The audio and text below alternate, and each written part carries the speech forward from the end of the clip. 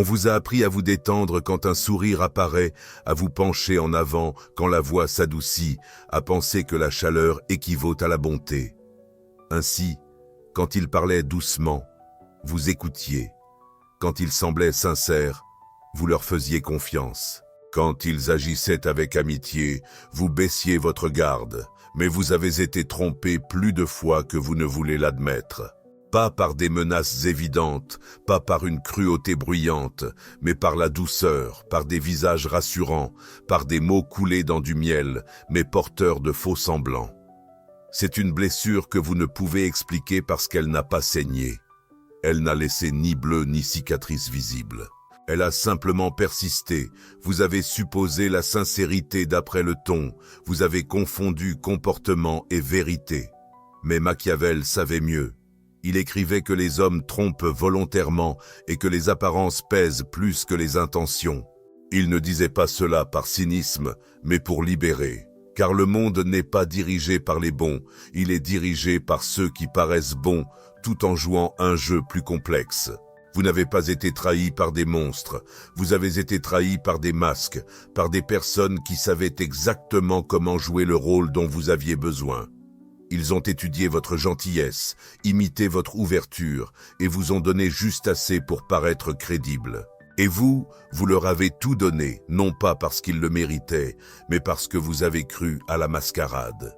C'est ce mensonge qui vous maintient impuissant, croire que la gentillesse est la preuve d'un caractère, que le ton de quelqu'un est digne de confiance, que des yeux souriants ne peuvent pas mentir. Pourtant, ils le peuvent, et ils le font tous les jours. Vous n'étiez pas naïf, vous étiez conditionné, entraîné à associer le charme à la sécurité, à croire que la méfiance vous rendrait amer, que le manque de confiance vous briserait. Mais que se passerait-il si vous n'étiez pas censé être doux tout le temps? Que se passerait-il si votre vigilance était un instinct de survie et non un défaut? On vous a appris à baisser vos armes dès que l'affection surgissait. Mais si c'était précisément à ce moment-là que vous en aviez le plus besoin, car c'est là que beaucoup perdent la partie avant même qu'elle ne commence. Ils confondent la surface avec la substance, ils laissent leur désir de connexion surpasser leur besoin de prudence, et dans cette seconde de confiance mal placée, ils abandonnent leur pouvoir. Machiavel avertissait: ne jamais éclipser le maître, ne jamais montrer ses cartes, ne jamais se fier aux apparences. Pas parce que les gens sont naturellement méchants, mais parce qu'ils sont naturellement stratégiques. Et vous jouez encore selon des règles émotionnelles dans un monde stratégique. Vous n'avez pas besoin de devenir froid, mais vous devez devenir conscient. Parce que ceux qui te blesseront le plus ne sont jamais les menaces évidentes. Ce sont ceux qui savent sourire tout en t'observant te faire des compliments, tout en te cataloguant, et se rapprocher de toi, non pas pour t'aimer, mais pour comprendre comment t'influencer. Tu veux tromper le monde. Retiens ceci, tous les sourires ne sont pas sincères, toutes les voix douces ne sont pas honnêtes, et chaque main tendue vers toi n'est pas toujours offerte en paix. Certaines viennent pour apprendre ton fonctionnement. Et si tu confonds encore le charme avec le caractère, alors tu n'es pas prêt à réussir, tu es prêt à être utilisé. Ils ne peuvent pas détruire ce qu'ils ne peuvent pas détecter. C'est la première règle. Non pas parce que ton but est de tromper, mais parce qu'au moment où ils perçoivent ta direction, ils commencent à élaborer des plans pour la déformer. Les gens ne te sabotent pas toujours par malveillance. Parfois c'est par peur, par jalousie, ou simplement par désir de contrôler quelque chose, même si ce quelque chose c'est toi. S'ils peuvent prévoir ton prochain mouvement, ils se préparent. S'ils peuvent lire tes désirs, ils les exploiteront. Alors, tu as un seul travail avant tous les autres, reste illisible. Machiavelli l'a compris bien avant que cela ne devienne une stratégie en psychologie moderne. Il ne s'exprimait pas dans le langage des émotions, il parlait dans celui des résultats. Cache tes intentions, non pas parce que tu es malveillant, mais parce que la transparence est une monnaie que tu ne peux pas te permettre de gaspiller. Plus ils savent, plus ils interféreront. Plus ils feront de suppositions, plus ils manipuleront. Alors laisse-les supposer mais ne confirme jamais. Tu as été conditionné à trop partager, à expliquer tes choix, à rendre tes motivations apparentes au nom de l'honnêteté, de la clarté et de la bienséance. Mais combien de fois ton ouverture a-t-elle été utilisée comme munition? Combien de fois tes vérités ont-elles été retournées en outils? Il n'y a pas de vertu à être facile à lire. Il n'y a pas de récompense à être émotionnellement accessible à tout le monde. Tu penses bâtir la confiance, mais tu construis un schéma, un qu'ils consulteront au moment de frapper. Tu dois devenir plus difficile à suivre. Dis moins. Parle en se dérobant. Laisse ton silence semer le doute. S'ils ne peuvent pas deviner ce que tu veux, ils ne peuvent pas deviner ce que tu crains. Et s'ils ne peuvent pas lire ta peur, ils ne peuvent pas l'exploiter. Et si tu cessais de raconter tes projets avant qu'ils ne se réalisent, et si tu cessais de donner aux gens la carte de ton esprit chaque fois que tu ressens le besoin d'être compris, ils n'ont pas besoin de savoir sur quoi tu travailles. Ils n'ont pas besoin de savoir ce que tu ressens. Laisse-les ressentir ton absence avant même de percevoir ta présence. C'est ainsi que le pouvoir grandit, non pas par l'excès d'exposition, mais par la retenue. Ils diront que tu as changé, que tu es devenu distant, froid, calculateur. Laisse-les parler. Ce sont les paroles de ceux qui perdent l'accès, des gens qui autrefois se nourrissaient de ta transparence, qui dépendaient de tes habitudes pour se sentir en sécurité à tes côtés. Quand ils ignorent ce que tu veux, ils redoutent ce que tu pourrais faire. Cette peur, cette incertitude, c'est ton bouclier. Machiavelli disait que même les plus vertueux doivent apprendre à marcher dans l'obscurité. Non pas parce que l'obscurité est noble, mais parce que la lumière fait trop souvent de toi une cible. Tu veux déjouer n'importe qui? Alors cesse de leur fournir le mode d'emploi. Laisse-les voir ton sourire, mais pas ta stratégie. Laisse-les entendre tes mots, mais pas ton intention.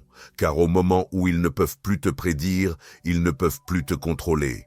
Tu pensais qu'être disponible te rendait précieux, que ta présence était la preuve de ta loyauté, de ton amour, de ta force. Alors tu es revenu encore et encore, même quand ils ne le remarquaient pas, même quand ils ne le méritaient pas. Tu es resté disponible par principe, parce que c'est ce qu'on t'a appris, que la constance est une vertu, que la disponibilité signifie prendre soin. Mais que se passe-t-il si ce n'est pas le cas?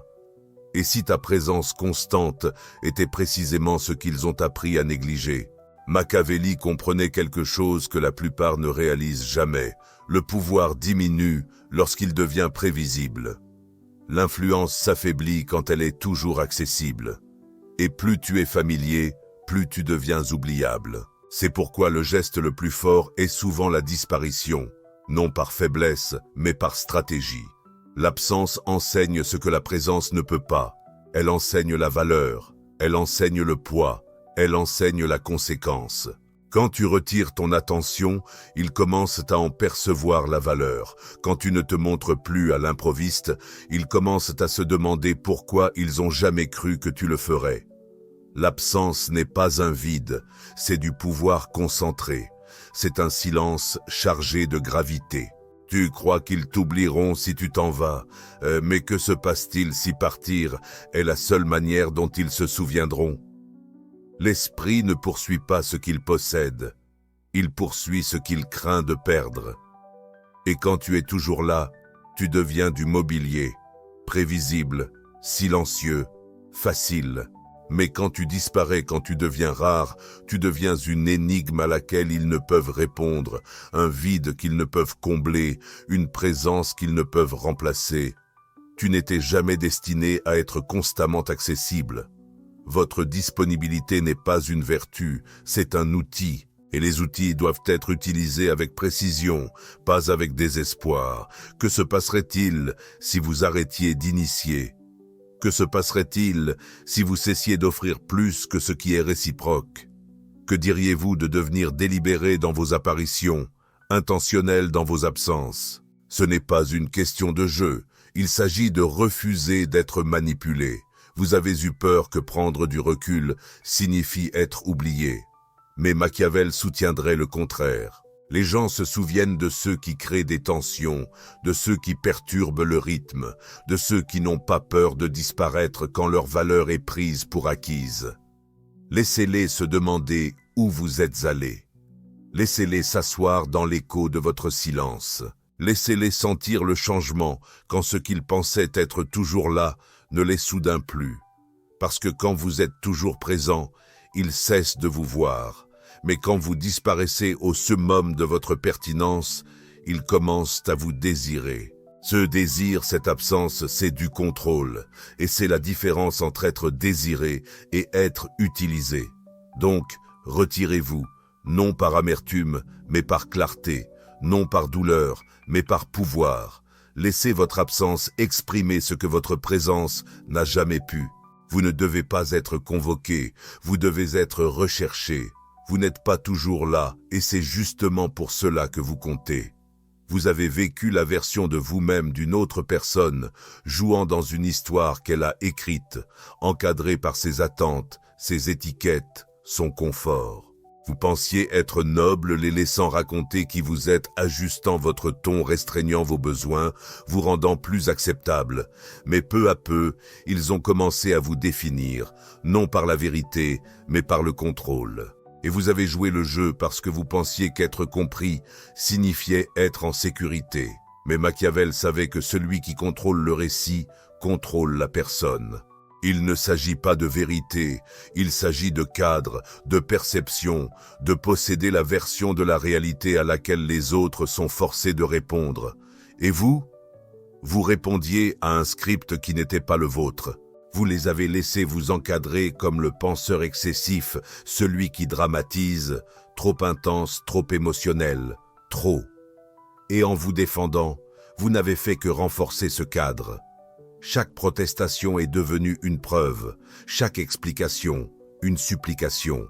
Vous n'échappiez pas à la boîte, vous la construisiez de l'intérieur. Ils savaient ce qu'ils faisaient, pas toujours consciemment, mais instinctivement. Les gens n'ont pas besoin de malice pour manipuler, ils ont juste besoin de confort, et votre clarté menaçait le leur. Votre vérité a perturbé leur illusion, alors ils vous ont redéfini, transformant vos limites en égoïsme, votre silence en culpabilité, votre détachement en trahison.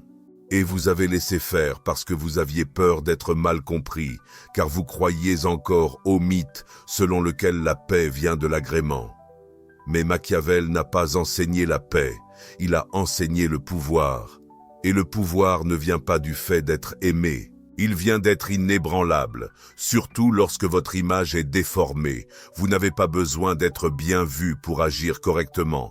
Vous n'avez pas besoin de leur validation pour reprendre votre voix. Et vous n'avez pas besoin de corriger leurs malentendus. Vous devez redéfinir le cadre.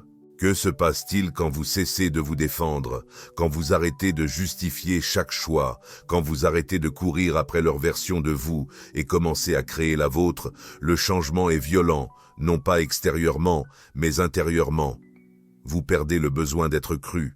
Vous arrêtez de jouer pour obtenir l'approbation. Vous devenez dangereux, non pas parce que vous attaquez, mais parce que vous n'expliquez plus. Vous ne fléchissez plus quand ils vous étiquettent mal. Vous les regardez simplement, silencieux, impassibles, intouchables. C'est l'essence de la domination, le contrôle du cadre. Quand ils vous insultent et que vous ne réagissez pas, le cadre se brise. Quand ils vous provoquent et que vous restez immobile, l'illusion se brise.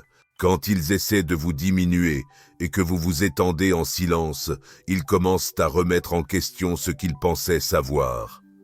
Vous n'avez pas besoin d'être bruyant, vous devez être souverain. Qu'ils vous traitent de froid, d'arrogant ou de calculateur, ces mots sont des feux d'artifice qu'ils lancent pour masquer le fait qu'ils ne contrôlent plus votre histoire. Qu'ils illuminent le ciel. Vous restez ancré parce qu'une fois que vous contrôlez le cadre, le monde ne peut pas vous définir. Vous définissez le monde qui vous entoure. Vous pensez que patienter avant de réagir est une force, que garder son calme face à une insulte est de la sagesse, que laisser les gens se corriger montre de la maturité. Mais ce que cela révèle vraiment, ce que cela enseigne, c'est que vos limites sont élastiques, que votre respect est négociable, que votre silence est un feu vert. Et ils testent cela non pas une fois, mais encore et encore, juste pour voir jusqu'où ils peuvent aller avant que vous ne cédiez. Et quand vous ne cédez pas, ils vont plus loin. Machiavel a compris ce principe bien avant que la psychologie n'ait un mot pour cela. Le mépris toléré grandit. Il ne disparaît pas, il s'intensifie. Parce qu'en l'absence de conséquences immédiates, les gens supposent qu'ils ont la permission.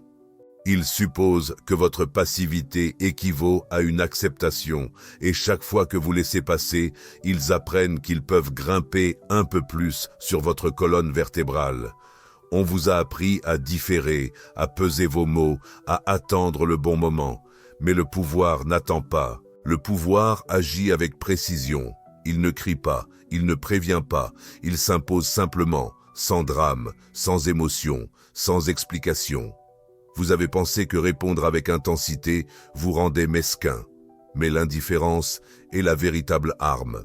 Une limite imposée froidement, silencieusement, sans réaction, laisse des cicatrices plus profondes que n'importe quel discours. Elle ne demande pas de compréhension.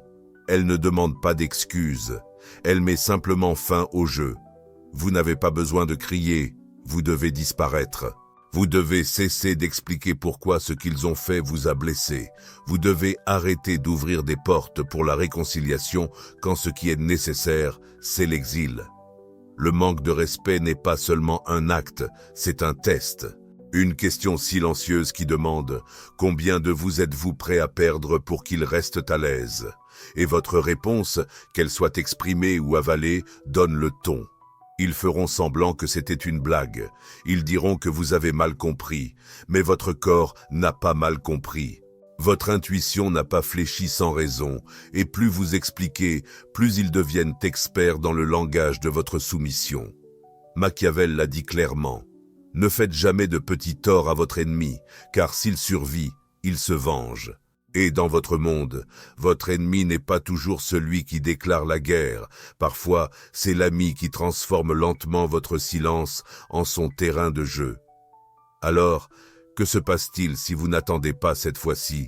Que se passe-t-il si au moment où ils franchissent la ligne, vous restez immobile, non pas passive, mais prête? Pas parce que vous êtes blessé, mais parce que vous en avez fini. Que se passerait-il si votre limite n'était pas une discussion, mais un mur qu'ils percutent soudainement et complètement? Laissez-les le ressentir. Laissez-les éprouver l'absence de votre présence. Laissez-les sentir la netteté de votre indifférence, non pas dans la colère, mais dans le détachement, non pas dans le volume, mais dans le silence. Parce que lorsque vous imposez une limite sans émotion, cela les déroute. Ils sont habitués au drame, aux larmes, à la discussion. Ce qu'ils n'attendent pas, c'est le silence qui ne cherche pas de résolution, une porte qui se ferme et qui ne demande pas à être rouverte. Et c'est le but. Vous n'apprenez pas aux gens à vous respecter en parlant. Vous leur montrez en ne vous permettant plus d'être dans des situations où vous devez expliquer pourquoi vous avez de la valeur. Ils disent qu'ils vous aiment. Ils disent qu'ils tiennent à vous. Mais ils savent exactement comment vous atteindre. Ils connaissent le bon moment, le ton juste, les petites entrées subtiles dans votre psyché. Ils n'ont pas besoin de vous dominer. Ils ont simplement besoin d'accéder à vous. Et ils ont bien étudié vos habitudes. Comment vous réagissez quand ils pleurent, comment vous vous adoucissez quand ils se rétractent, comment la culpabilité devient votre laisse. Ils n'ont pas besoin de vous enfermer. C'est vous-même qui portez la laisse, serré par votre propre empathie. Vous avez confondu disponibilité émotionnelle et exposition émotionnelle. Vous avez pris l'intimité pour de l'ouverture.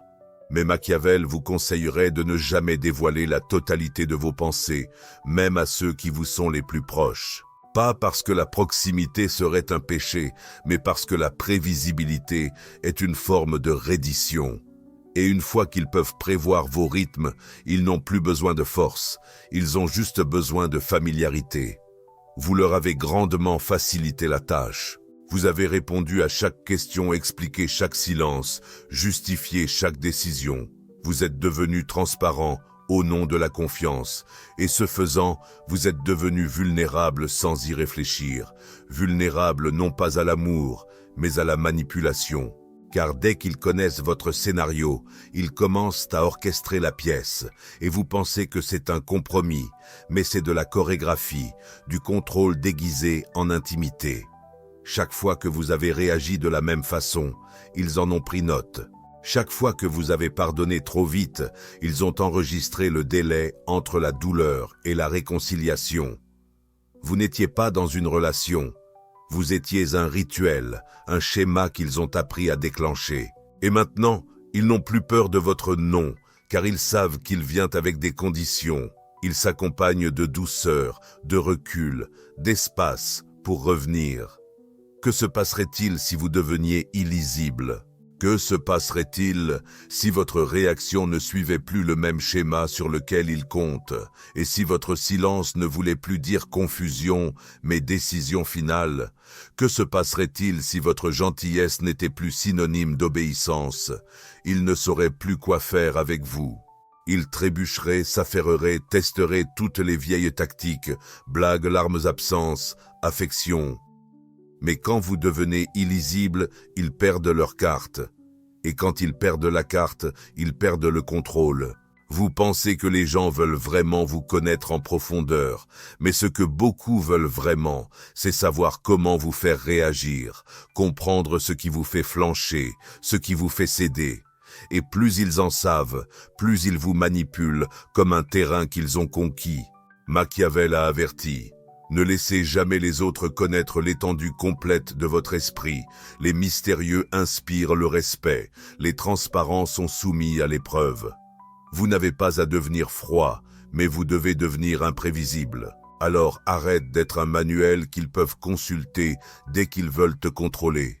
Deviens une présence qu'ils doivent prendre en compte, pas une formule qu'ils peuvent mémoriser. Laisse ton détachement les désorienter. Laisse ton silence s'étendre. Laisse tes réactions être imprévisibles. Deviens illisible, non pas pour punir, mais pour te protéger, parce que quand ils ne peuvent plus deviner ton prochain mouvement, ils arrêtent d'essayer de te manipuler. Et c'est là que tu commences à prendre les rênes, non pas par ta visibilité, mais par le mystère. Non pas en faisant du bruit, mais en restant intouchable. Tu as porté le mot « loyal » comme un insigne, une preuve de ton caractère, quelque chose de sacré. Tu es resté longtemps après qu'ils ont cessé de mériter ta présence. Tu continuais à donner, pardonner, rester là. Parce que la loyauté, on te l'a dit, c'était noble. Parce que partir ferait de toi une personne égoïste. Parce qu'être fidèle au chaos de quelqu'un d'autre voulait dire, d'une certaine façon, que tu étais bon. Mais Machiavel aurait ri de cette illusion, non pas parce que la loyauté n'a pas de valeur, mais parce que la loyauté sans stratégie est un suicide. Ils n'étaient pas loyaux envers toi, ils étaient loyaux envers ce que tu leur offrais, ta stabilité, ta disponibilité, ton silence, la façon dont tu n'as jamais remis en question leurs actes, inconsistance. Et pourtant, tu continuais à appeler ça de l'amour, tu appelais ça un devoir. Mais que se passerait-il si ce n'était ni l'un ni l'autre? Et si c'était de la programmation? Et si c'était de la peur? Tu étais fidèle à leur potentiel, à leur meilleur moment, aux fragments qu'ils offraient entre deux trahisons. Et chaque fois qu'ils te laissaient tomber, tu te disais qu'ils étaient simplement perdus, confus, en train de guérir. Mais Machiavel a dit, la loyauté qui ne peut pas être punie n'est pas réelle. Et c'est ce que tu as oublié. Tu as donné ta loyauté comme un cadeau sans rien attendre en retour. Mais tout ce que tu leur as appris, c'est que tu resterais quoi qu'il arrive, peu importe à quel point ils s'éloignaient. Tu penses que la loyauté est une vertu. Mais la loyauté sans limite, c'est de la servitude. Ils t'ont vu rester quand tu aurais dû partir. Ils t'ont vu justifier leur absence aux autres. Ils t'ont vu protéger leur réputation pendant qu'ils jetaient la tienne. Et ils ont appris. Ils ont appris que ta tolérance était infinie, que ton pardon n'avait pas de date d'expiration, que ton amour ne venait jamais avec des conséquences. Ce n'est pas de la loyauté, c'est de l'accès. Et ils en ont bien profité. Tu ne leur as jamais fait mériter ta présence, tu ne leur as jamais fait mesurer ta profondeur, tu ne leur as jamais fait sentir le poids de ton absence. Tu continuais simplement à prouver ta valeur, en pensant qu'ils finiraient par l'avoir. Mais Machiavel savait que les gens ne valorisent pas ce qui est toujours donné. Ils tiennent à ce qu'ils ont peur de perdre. Ils tiennent à ce qui les rend vulnérables, ce qui les élève. Vous pensiez qu'abandonner signifiait trahison. Mais rester malgré la dégradation était la véritable trahison envers vous-même. Alors, cessez d'appeler cela loyauté, quand il s'agit en réalité de la peur de recommencer. Cessez d'appeler cela amour, quand c'est en fait une dépendance à la familiarité. Arrêtez de prétendre que votre endurance prouve votre force. Parfois, la chose la plus puissante que vous puissiez faire est de retirer ce que vous aviez donné sans condition. Vous n'êtes pas une encre. Vous n'êtes pas un test de la quantité de maltraitance que quelqu'un peut vous infliger avant que vous ne craquiez. Vous n'êtes pas fidèle à la dysfonction. Vous êtes fidèle à votre paix, à vos standards, à votre dignité. Ils veulent votre loyauté. Faites-leur la mériter. Et si eux ne le peuvent pas, laissez-les expérimenter ce que c'est de perdre ce qu'ils croient être permanent. Parce que plus vous restez fidèle à ceux qui vous déshonorent, plus vous montrez au monde que vous n'avez pas de valeur. Or, vous en avez une. Votre valeur ne se mesure pas à la durée de votre présence. Elle se trouve dans la rapidité avec laquelle vous partez quand rester vous coûte votre âme. Vous pensiez que la bonté vous protégerait, que si vous étiez assez gentil, assez doux, assez conciliant, le monde répondrait en retour. Vous croyiez qu'être facile à aimer signifiait être en sécurité, que si vous vous penchiez suffisamment, il cesserait de pousser, que si vous donniez sans résistance, il finirait par arrêter de prendre. Mais ce ne fut pas le cas. Ils ont pris de plus en plus, et quand il n'y avait plus rien à prendre, ils ont demandé encore plus de toute façon. Vous avez confondu votre bonté avec une armure, mais ce n'en était pas une, c'était un appât. Machiavel ne croyait pas à la pureté morale, non pas parce qu'il rejetait l'éthique, mais parce qu'il comprenait la réalité. Il a vu que dans un monde de prédateurs, l'innocence est un signal. Cela indique aux gens que vous ne vous défendez pas, que vous chercherez à comprendre plutôt qu'à résister, que vous endurerez en silence, croyant que votre souffrance vous rend juste. Mais ce n'est pas le cas, cela ne fait que vous rendre facile à exploiter. Vous êtes resté doux alors que vous auriez dû vous affûter. Vous avez souri alors que vous auriez dû fixer du regard. Vous vous êtes excusé pour votre malaise, pour vos limites, pour vos attentes, comme si vouloir plus signifiait être ingrat. Mais la vérité, c'est que vous n'étiez pas ingrat, vous vous minimisiez. On vous a appris qu'être aimable signifiait être moindre. C'est un mythe, que d'être bon suffit, que la gentillesse est une force, que le souffrant silencieux est le héros. Mais regardez autour de vous. Qui détient le pouvoir? Qui impose son influence dès qu'il entre dans la pièce? Qui est écouté, obéi, respecté? Ce n'est ni celui qui évite le conflit, ni celui qui s'efface pour le confort des autres. C'est celui qui donne le ton, celui qui ne fléchit pas, celui qui n'a pas besoin d'être aimé pour agir. Vous n'êtes pas là pour être apprécié. Vous n'êtes pas là pour être assez agréable, afin que tout le monde puisse vous supporter. Vous êtes là pour exister sans excuse. Et si votre présence dérange les autres, tant pis. Vous avez trop longtemps fait des contorsions pour paraître facile. Être gentil ne vous a pas protégé, cela vous a rendu prévisible. Or, les personnes prévisibles sont contrôlables. Elles sont faciles à manipuler parce qu'elles ne riposteront pas. Elles ne perturbent pas. Elles restent passives. Mais rester passif n'est pas une vertu quand cela signifie renoncer à soi-même.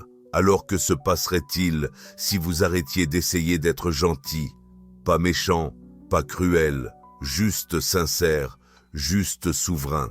Que se passerait-il si vous laissiez tomber la représentation et que vous restiez fidèle à votre vérité, même si cela fait bouger les choses? Que se passerait-il si votre nouvelle version de la gentillesse incluait de la distance, du silence, de ne pas donner suite quand ça ne vaut pas votre temps? On vous a appris que l'amour est un sacrifice, que prendre soin des autres signifie donner sans compter. Mais Machiavel vous dirait que seul un fou donne sans condition et seul un naïf croit que l'affection est une protection. Alors, arrêtez de vous cacher derrière la gentillesse. Arrêtez de vous réfugier derrière de bonnes intentions. Arrêtez de croire que votre vertu vous préservera d'être utilisée. Ce n'est pas une question de devenir amer, c'est une question de devenir authentique, parce que tant que vous n'arrêterez pas d'armer votre propre gentillesse contre vous-même, vous continuerez à confondre être piétiné avec être fort. Et vous n'êtes pas là pour vous faire écraser. Vous êtes là pour vous élever, pas doucement, pas silencieusement, mais pleinement. On vous a attribué un rôle dès la première rencontre. Pas sur un papier, pas avec des mots, mais à travers des attentes, par des regards, par le silence. On vous a assigné le rôle de la personne fiable, du pardonneur, du faiseur de paix, de celui qui ne demande pas grand-chose, de celui qui est toujours là, toujours prêt, toujours accommodant. Et vous avez joué ce rôle, vous avez enfilé ce costume. Vous avez appris par cœur vos répliques parce que vous pensiez que c'était ça, l'amour. Vous pensiez que c'était une connexion, mais c'était du contrôle déguisé en familiarité.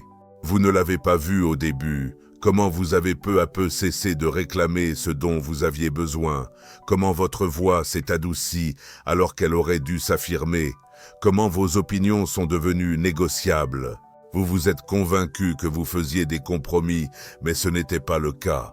Tu disparaissais peu à peu, sacrifiant des morceaux de toi-même pour préserver l'histoire intacte. Et on t'en a loué pour ta maturité, ta compréhension, ta grâce. On t'a qualifié de fort, mais seulement parce que ton silence rendait leur vie plus facile. On t'a dit sage, mais uniquement parce que ta retenue protégeait leur confort. Tu n'étais pas admiré, tu étais géré.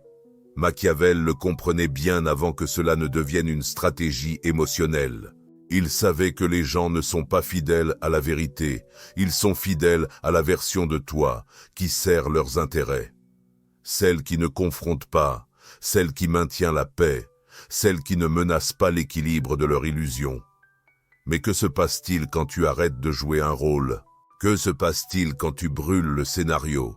On t'appelle égoïste froide, changée. On t'accuse d'être distante, de ne pas se soucier, de retenir parce qu'ils ne peuvent plus t'accéder comme avant. Parce que tu n'es plus le personnage prévisible de leur pièce, tu es descendu de scène et maintenant ils ne savent pas quoi faire avec le silence qui a remplacé ta conformité. Et c'est là que tu réalises que ce n'était jamais une question d'amour. C'était une question de contrôle, déguisée en soin, de rythme, déguisée en respect. C'était garder une version de toi-même qui les faisait se sentir puissants. Tu ne les as pas perdus, tu as perdu l'illusion. Et maintenant, tu as le choix, réécrire ton rôle ou continuer à mourir dans le leur. Que se passerait-il si tu commençais à parler avant qu'on te le demande? Que se passerait-il si tu cessais d'adoucir la vérité?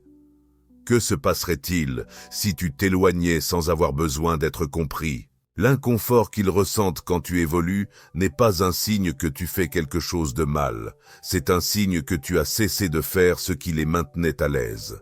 Brûle le scénario. Laisse-les être confus. Laisse-les ressentir l'absence de ta performance. Tu n'as jamais été censé être un miroir pour le récit de quelqu'un d'autre. Tu n'es pas là pour être gérable. Tu n'es pas là pour être acceptable. Tu es là pour être non retouché, non cadré, non répétable. Parce qu'au moment où tu cesses de vivre à travers l'image qu'ils ont besoin, tu commences à vivre à travers la puissance que tu as enfouie. Tu entres dans la pièce et personne ne sait ce que tu penses. Personne ne peut suivre la direction de ton regard, ni la température de ton silence. Tu ne t'expliques plus, tu n'adoucis plus tes mots pour être plus digeste, tu n'offres plus de version de toi basée sur ce qu'ils peuvent supporter. Tu es devenu illisible. Et dans un monde qui prospère grâce à la prévisibilité, c'est cela qui te rend intouchable. C'est ici que la transformation s'arrête, pas dans la colère, pas dans la vengeance, mais dans la souveraineté. Ils ne comprennent pas comment tu es arrivé ici, comment tu es devenu si calme, si aiguisé, si silencieux. Ils essaient de tirer sur les mêmes leviers qui te faisaient autrefois bouger et rien ne se passe. Tu as brisé le schéma, tu as coupé le script, tu ne réagis pas à la culpabilité, tu ne cèdes pas aux compliments, tu ne faillis pas face au rejet. Ils savaient autrefois exactement quelle version de toi allait se présenter. Maintenant, ils devinent et ils se trompent. Machiavel l'a dit simplement, il vaut mieux être craint qu'aimé si l'on ne peut pas être les deux. Mais ce qu'il voulait dire, ce n'était pas la cruauté, c'était la présence, c'était le poids. C'était cette gravité silencieuse qui pousse les autres à choisir leurs mots avec plus de soin. Non pas parce que tu les menaces, mais parce qu'ils peuvent sentir ce que tu ne donnes plus. Tu ne poursuis pas, tu ne supplies pas, tu ne fais pas de spectacle. C'est cela qui les ébranle.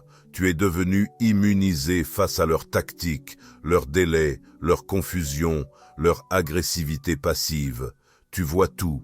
Tu ne participes plus, tu ne réagis plus comme prévu, tu es passé de simple pion dans leur jeu à la présence qui contourne les règles. Tu as découvert la forme de pouvoir la plus profonde, celle qui ne se révèle pas. Elle modifie simplement l'atmosphère. Ton absence leur a appris ce que ta présence n'aurait jamais pu. Ton refus de t'engager est devenu ta dernière limite. Et maintenant, ils parlent de toi différemment. Pas avec familiarité, mais avec prudence, parce que les gens ne craignent pas ce que tu dis. Ils craignent ce qu'ils ne peuvent pas lire, ce qu'ils ne peuvent pas prédire, ce qu'ils ne peuvent plus contrôler. Tu n'es plus un miroir, tu es un mur, un silence qu'ils ne peuvent pas franchir. Et de ce silence, tu parles plus fort que tu ne l'as jamais fait avec des mots. C'est ta dernière évolution, pas plus fort, plus calme, pas plus émotionnel, plus précis. Tu t'es détaché du besoin d'être vu, d'être compris, d'être aimé. Et ce faisant, tu es devenu puissant sous sa forme la plus pure. Ils peuvent appeler ça de l'arrogance, ils peuvent appeler ça de l'ego. Mais la vérité, c'est qu'ils réagissent à la version de toi à laquelle ils n'ont plus accès. La version de toi qui ne faillit pas, qui n'explique pas, qui ne se dérobe pas.